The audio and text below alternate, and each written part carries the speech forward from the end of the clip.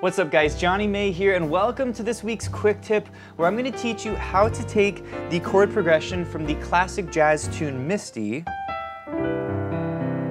okay, and show you a very simple way to harmonize this using ninth chords. I want to show you what this is going to sound like. Check it out.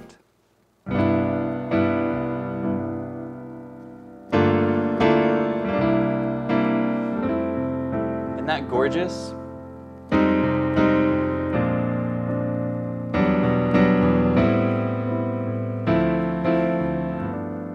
Now, this lesson comes from my full-length course, which is 6 approaches for how to harmonize this chord progression. This is just one of the approaches, but if you want to learn the other 5 approaches, you can check them out in the full-length course. So let's go ahead and get started. First chord, we're going to use C major 9. We've already established that is our chord, okay? Well, what if instead of playing it like that, what if we put the E on the top and we take out the bottom 2 notes? What if we just played it like that? That's an inversion, right? We've got the 5th on the bottom, okay? That's a really nice way of playing a C major 9 chord, okay? It's really pretty, okay? Now, let's give it needs some foundation. It needs a root, okay? Well, the root is C.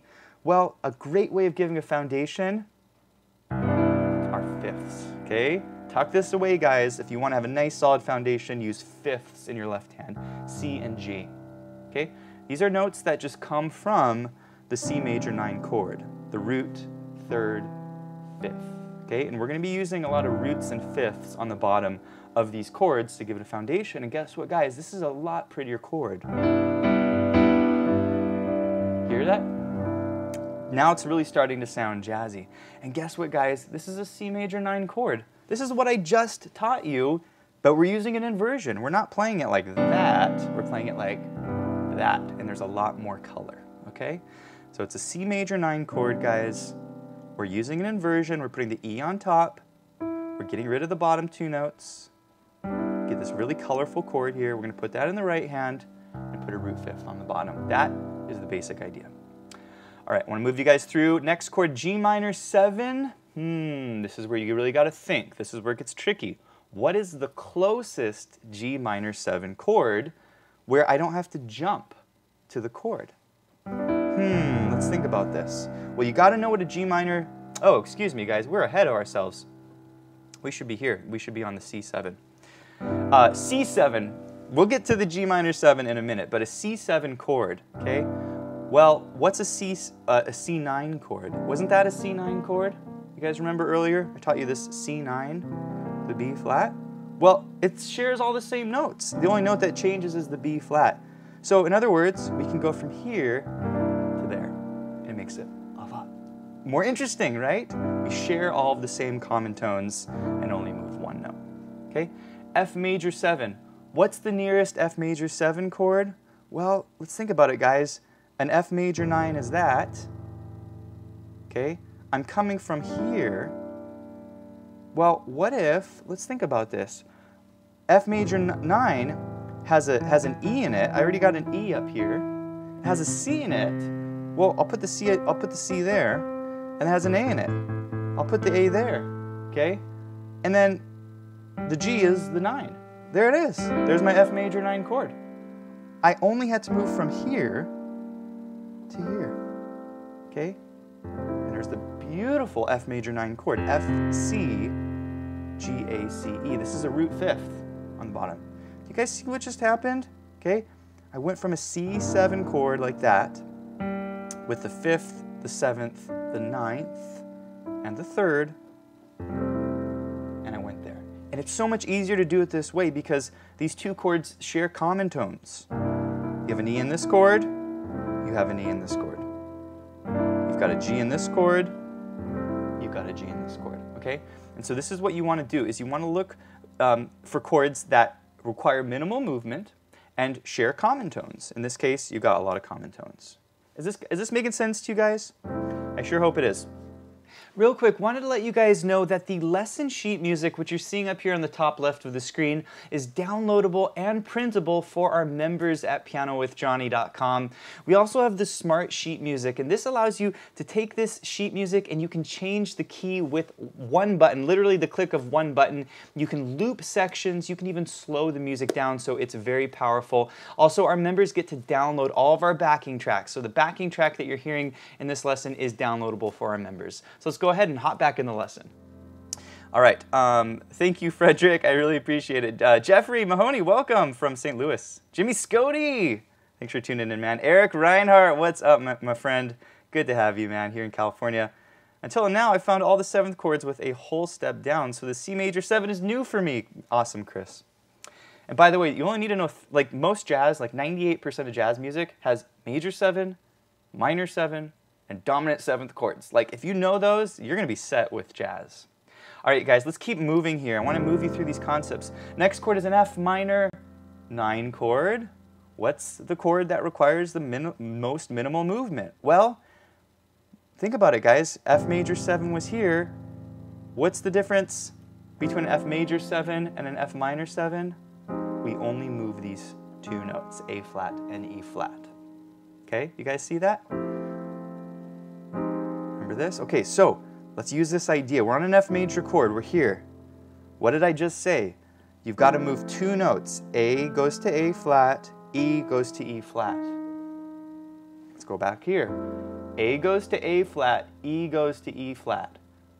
There's the A flat, there's the E flat. Oh, ho, ho, that's gorgeous. Okay? That's a beautiful way of playing an F minor 9 chord. Okay? And look, once again, guys, minimal movement. We keep the G held down, we keep the C held down, we move the A flat, and we move to E flat. And that's gorgeous, okay? Common tones, guys. Look for common tones and look for chords that require the least movement. It actually is the most musical and the most efficient, okay? You don't want to be jumping the chords. You want to find the closest chord, okay? And that's quite lovely.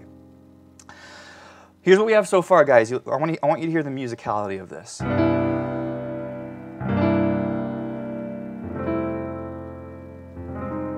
Okay, really beautiful. You can roll those chords up just like I'm doing. Okay, E minor 9. I want to move you guys through here. E minor 9 is going to be here. Okay, E minor 9. We talked about it earlier. E, G, B, D, F sharp. Okay, what's the closest chord to an F minor 9 chord? This is a little bit trickier. Okay. The way I would do it is I would think, okay, well, I need a D, I'll put the D here. I need a B, I'll put the B there. I need a G, I'll put the G there. And I need a 9. There's my 9. There it is. Okay, you guys see what I did?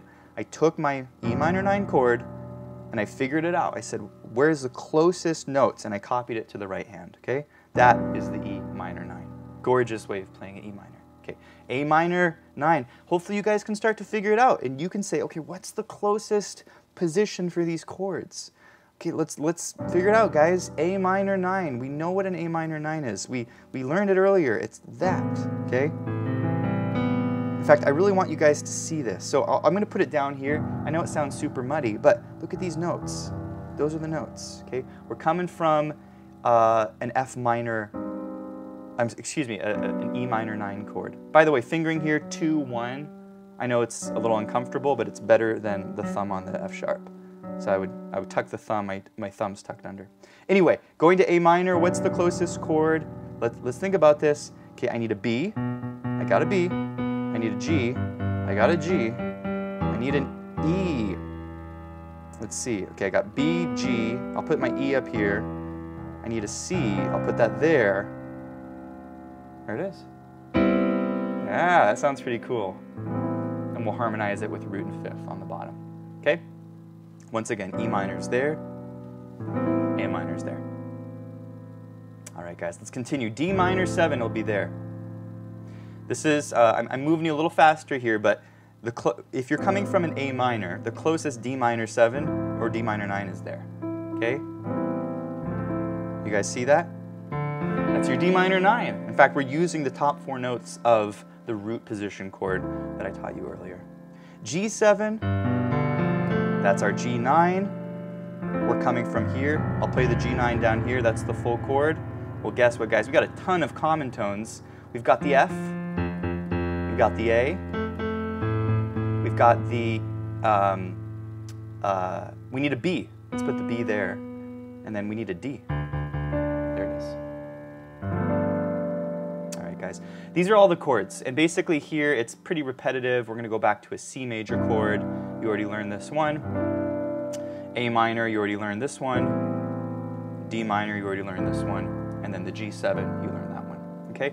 Guys, this is such a cool way of playing a jazz ballad. And it just takes it up a whole nother level.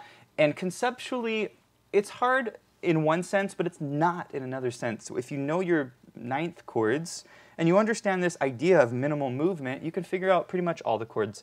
This is a good place in the lesson, guys, to play with the track, because the track actually corresponds for the most part with these chords. Okay? If you have the track, go ahead and take it out. If you haven't downloaded it, be sure to download it from the member homepage at Piano with Jonny. Let's go ahead and play with it. Here we go, guys.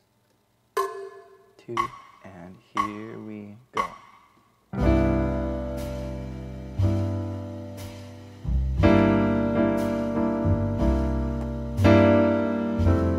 Oh, it's gorgeous.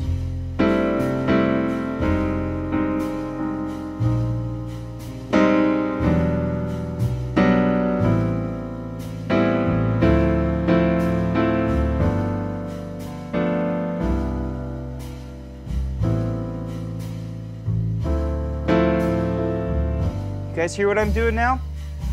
I'm starting to groove on it a little bit. I'm kind of filling in with these chords. And this is kind of the next step is, you know, when you understand the chords, you want to do a groove. You want to kind of fill it in, okay? All right, guys, this concludes this week's quick tip. If you enjoyed this lesson, I want to encourage you to check out the full-length course at pianowithjonny.com, where you'll learn the other 5 approaches for harmonizing this chord progression. And guys, I walk you step by step. We actually start the course with the melody. It's a very simple melody. Okay? And then I teach you the basic chord approach. This is approach number 1, where you learn just simple major and minor chords. All right? From there, we take it up a level, and in approach number 2, I teach you how to take that progression and add the turnaround to make it sound a lot more interesting. In approach number 3, I teach you how to take your major and minor chords and add the 7th to the chord to make it sound a lot more interesting and a lot more jazzy.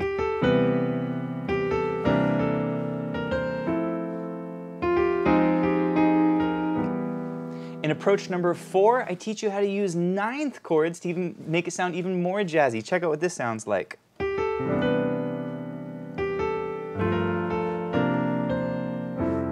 Isn't that gorgeous? So the 9th is super important. And in the final approach, I teach you how to take inverted chords and make them sound more interesting with what's called the 2-5 progression. Let me show you what this sounds like.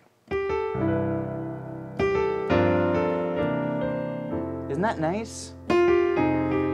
Those are called 2-5 chords, so I show those to you. And if you enjoyed this course, check out our other jazz courses at pianowithjonny.com. We have lessons in jazz swing, in Latin jazz, jazz ballads like you heard today. We have lessons in blues, boogie woogie, stride piano. We have lessons in technique, in theory, and we have roadmaps for every style. So we lay each course out sequentially, and we walk your hand through the process, and we go step by step, showing you exactly what you need to do in order to master every style. Also, be sure to check out the Piano with Jonny membership. This gives you unlimited access to our entire course catalog, currently over 400 lessons, and we add new lessons every single month.